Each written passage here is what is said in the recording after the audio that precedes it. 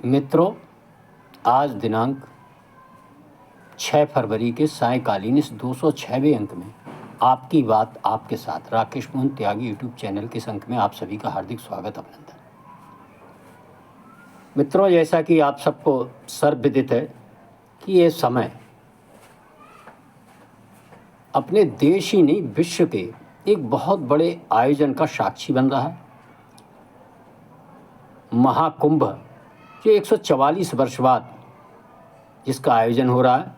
और आगे भी यह 144 वर्ष बाद ही इसका आयोजन होगा। आज मैं इस कुंभ के अवसर पर सनातन हित, मानवता हित व अन्य सनातन धर्म की एकता, अखंडता को मजबूत करने वाले कुछ पहलुओं पर चर्चा करूंगा। पूर्व के अंकों में भी कुंभ से संबंधित जो अंक मैंने आपके समक्ष प्रस्तुत किए थे उसमें समय समय पर मैंने बताया इस कुंभ के अवसर पर लंबे समय से, एक प्राचीन समय से भारतीय मनीषी, मुनि, साधु, संत, नागा साधु, महामंडलेश्वर,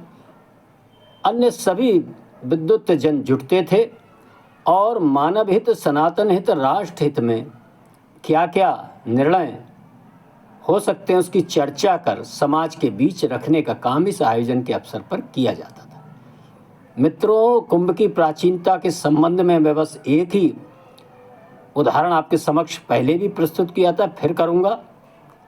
कि किस प्रकार हमारे भगवान विष्णु के 9वें अवतार माने जाने वाले भगवान बुद्ध ने,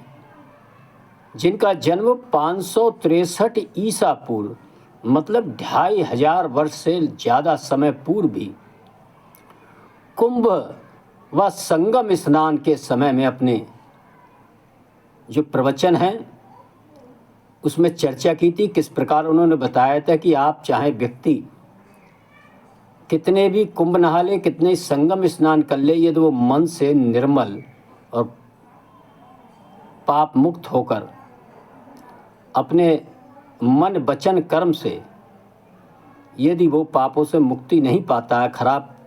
कर्म करना नहीं छोड़ता है, अपना चिंतन विचार, तो वह कभी भी इस कितने ही स्नान कर ले पापों से मुक्त नहीं हो सकता। भगवान बुद्ध का ये उद्बोधन दर्शाता है कि भगवान बुद्ध से प्राचीन समय से कुंभ व संगम स्नान की परंपरा हमारे सनातन समाज में चली आ रही है। मित्रों, इस कुंभ के अवसर पर 4 फरवरी दिन मंगलवार को दुनिया के विभिन्न देशों Nepal, Bhutan, Vietnam, Thailand, Laos, Myanmar, Sri Lanka, Tibet जैसे बौद्ध धर्मावलंबियों के देशों से विभिन्न लामाओं, बौद्ध भिक्षुओं, बौद्ध विद्वानों का जूना अखाड़े के महामंडलेश्वर स्वामी अवधेशानंद गिरी महाराज ने इन सब का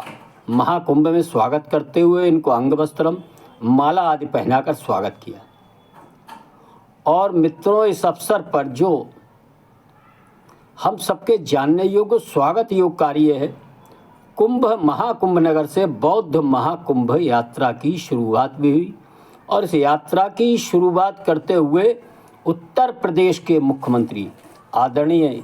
योगी आदित्यनाथ जी ने कहा कि भगवान ने करुणा और मैत्री का जो संदेश सारे संसार को दिया,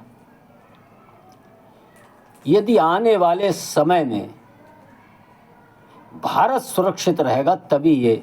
संदेश भी करुणा और मैत्री का सुरक्षित रहेगा। ये एक बहुत दूरगामी संदेश, इसका हम सबको चिंतन करना चाहिए। करुणा और मैत्री का संदेश लेकर भारतवर्ष से भगवान बुद्ध के अनुयायी विश्व के कोने कोने में गए। तो एक समय ज्ञात विश्व के सभी देशों में भगवान बुद्ध की शिक्षाओं का जिस प्रकार प्रचार प्रसार हुआ था, आने वाले समय में लंबे समय तक भगवान बुद्ध की शिक्षाओं से प्रेरित होकर मानवता कैसे पुष्पित पल्लवित हुई थी हम सब ने देखा। और इसका सबसे बड़ा उदाहरण यदि आपको देखना है इसके चिन्ह, तो आज आपको अफ़गानिस्तान के बामियान क्षेत्र में भगवान बुद्ध की संसार की सबसे प्राचीन मानव निर्मित मूर्तियां जो पाई जाती थी, किस प्रकार मैत्री और करुणा, जब उस देश में सनातन नहीं रहा, हिंदू नहीं रहा,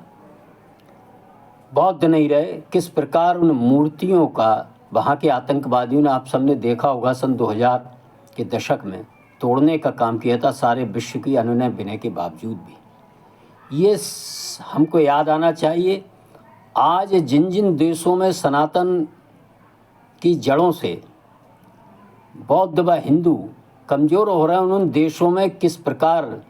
बौद्ध और हिंदुओं के लिए जो संकट का कारण करुणा और मैत्री का जो संदेश भगवान बुद्ध ने सारे संसार को दिया था,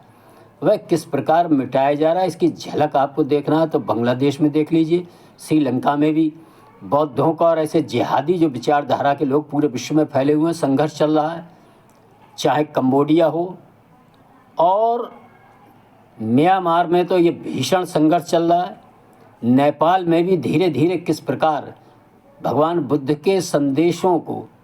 सिमटता हुआ हम देख रहे हैं, किस प्रकार अंतर्राष्ट्रीय षड्यंत्र के तहत ये सब हम सबको समझ में आना चाहिए।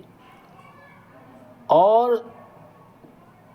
म्यांमार से लेकर और प्राचीन समय में चाहे तजाकिस्तान हो, कजाकिस्तान हो, तुर्कमेनिस्तान हो,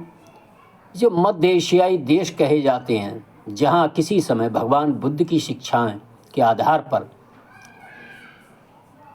इन देशों में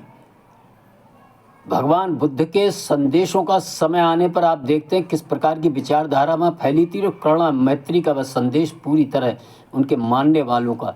किस प्रकार वहाँ से मिटना हुआ, ये हम सबको समझ में आना चाहिए। मित्रों, इस अवसर पर जो महाकुंभ नगर से बौद्ध महाकुंभ यात्रा की जो शुरुआत हुई है, इसके संदेशों को हम सबको समझना चाहिए। और उत्तर प्रदेश के मुख्यमंत्री आदरणीय योगी आदित्यनाथ जी ने हिंदू व बौद्धों को एक ही वट वृक्ष की दो शाखाएं बताया। और मित्रों, हम सबको जानना चाहिए, आज भी विश्व में जब हिंदू और बौद्ध एक होकर चलेंगे तो विश्व का 40% लगभग आबादी से ऊपर इनके अनुयायियों की है। और जो देश हैं, वह चाहे भारत हो, चीन हो, नेपाल हो, श्रीलंका हो, म्यांमार हो, लाओस हो, कंबोडिया हो, जापान हो, ऐसे विभिन्न देशों में, वियतनाम सहित और विभिन्न देशों में फैले बौद्ध धर्म के अनुयायी व हिंदू धर्म के अनुयायी जब मिलकर एक ओर चलने का काम करेंगे तो आप सब देखेंगे कि आने वाली हमारी पीढ़ी व आने वाले समय में मानवता किस प्रकार उन्नति के रास्ते पर बढ़ेगी, किस प्रकार वसुधैव कुटुंबकम का जो हमारा मूल मंत्र है, सर्वे भवन्तु सुखिनः सर्वे सन्तु निरामया, हिंदू व बौद्धों का, उसके आधार पर विश्व के अंदर मानवता किस प्रकार पुष्पित पल्लवित होगी, इसके लिए बहुत आवश्यकता है कि बौद्ध और हिंदू समाज पूरे विश्व में एक होकर चले। आप सब देखते हैं जिस प्रकार कुछ अच्छे लोग होते हैं, अच्छाई की ओर चलने का प्रयास करते हैं, वहीं कुछ बुरे लोग भी होते हैं जो वैमनस्यता फैलाकर, और ऐसे स्वार्थी लोग लगातार आप देखते होंगे कि बौद्धों को एक ऐसा एक समूह दिखाने का प्रयास करते हैं। हमारे देश में भी अन्य जगहों पर ये प्रयास चल रहे हैं। ऐसे लोगों को निश्चित ही महाकुंभ की सफलता, महाकुंभ का इतना बड़ा आयोजन, और इस महाकुंभ में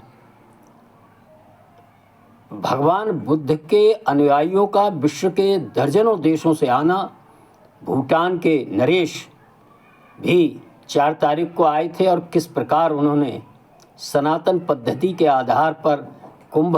व संगम का स्नान श्रद्धा भाव से किया, वह भी हम सबको देखना चाहिए। और हनुमान जी मंदिर के दर्शन किए, वट वृक्ष की पूजा की, यह सब जो हमको जोड़ने के जो कार्य इस कुंभ के आधार पर लंबे समय से होता, चाहे इस कुंभ में भी हुआ है, इसको देखकर निश्चित ही ऐसे लोग, नींबू निचोड़ने वाले लोग निश्चित ही बौखला रहे होंगे। सनातन संस्कृति के विरोधी विश्व में कहीं भी हो। मित्रों, ये जो मैंने अभी आपको इन देशों की जो संख्या बताई थी, आप इनके आर्थिक स्तर को देखेंगे तो विश्व में सबसे आगे होंगे, और इनके भौगोलिक फैलाव को देखेंगे तब भी आपकी समझ में आएगा। जनसंख्या की दृष्टि से देखेंगे तब भी हिंदू और बौद्ध इस विश्व का नेतृत्व करते नजर आएंगे। मित्रों, इस अवसर पर इस अंक के माध्यम से मेरा आप सभी से यही निवेदन है कि हम इस कुंभ के इन संदेशों को समझें और इनका ज़्यादा से ज़्यादा प्रचार प्रसार करें और लोगों को ये बताएं कि हिंदू व बौद्ध एक ही वट वृक्ष सनातन की शाखाएं का जो संदेश इस महाकुंभ से निकला, इस संदेश को मेरा अनुरोध है कि ज़्यादा से ज़्यादा लोगों को बताएं, शेयर करें, इस अंक को सुनकर लाइक करें। और जिन मित्रों ने अभी इस चैनल को सब्सक्राइब नहीं किया, मेरा अनुरोध है सब्सक्राइब करें। और कल आगामी अंक में मैं पुनः कुंभ से निकले एक और सनातन हित के संदेश को, सनातन की एकता को मजबूत करने वाले एक संदेश को आपके समक्ष रखने का काम करूंगा। इसी आशा विश्वास के साथ मैं अपनी वाणी को विराम देता हूं। जय श्री राम, जय श्री वाल्मीकि भगवान, भारत माता की जय।